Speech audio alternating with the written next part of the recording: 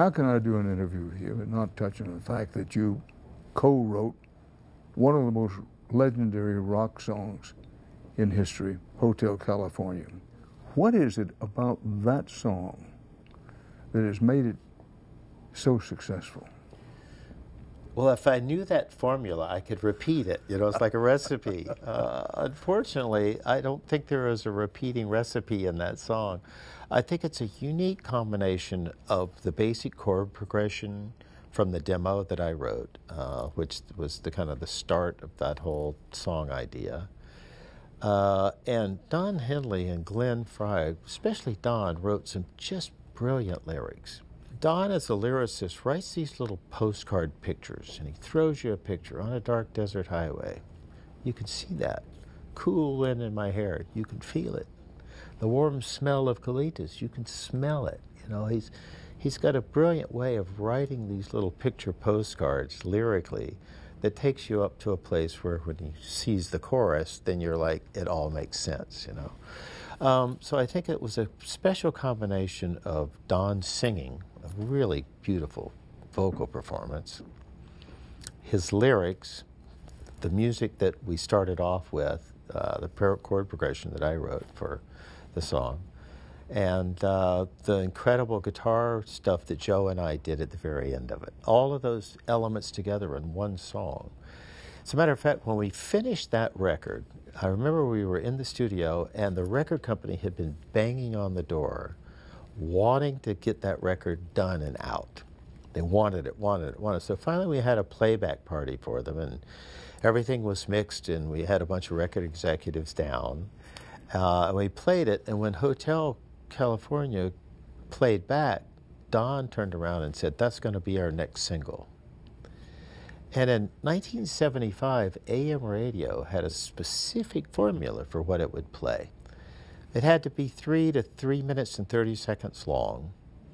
From needle drop to the singer singing could not be longer than 30 seconds. It had to be an up-tempo like rock or something, or kind of a wet, mushy ballad. And that was pretty much the formula. If you look at that, Hotel California is 6.5 minutes long. It's almost a minute before Don starts singing. That introduction is long. It stops in the middle. The drums and bass just stop in the middle.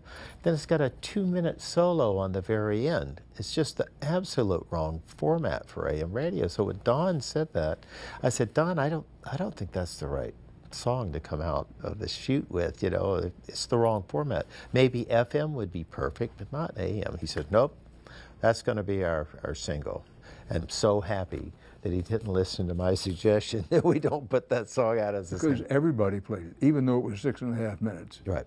Well, these jockeys loved it because they could put it on and they could go out and smoke a cigarette or go to the bathroom. They had a 6.5-minute break to go out and come back into the studio, so they loved it. So I don't know if that was part of the reason it got played so much or not, but it worked out quite well for us all. Well, the Recording Industry Association of America recently recalculated album sales, and then they said they realized that the Eagles' Greatest Hits 1971-75 album is the highest selling album of all time. When you were recording these songs that made up the album, did you have any idea that it might scale those heights? You know, I only played on some of the songs on that first album, and it was an honor to have been part of the songs that wound up on that record as well. But it was something that no one ever expects, those kind of accolades. And I think the ultimate acknowledgement should really go to the songwriting of Don Henley and Glenn Frey for that first Greatest Hits Volume 1, 71 to 75, because there's so many great songs in that collection that they were responsible for. And so, but the album Hotel California was designated to be the third largest selling album. That's the way it goes. It goes, the 71, 75 is number 1, Michael Jackson's Thriller is number 2. Yep. And then Hotel California. Yeah, I thought actually in 1999, the RIAA awarded the Eagles the largest selling album of the 20th century. And I was just stunned by that calculation. I don't know where that's ever going to stop. It may or may, you know, fade off into the distance as a lot of people that like those songs pass on. Who knows? But anyway, it is a huge honor.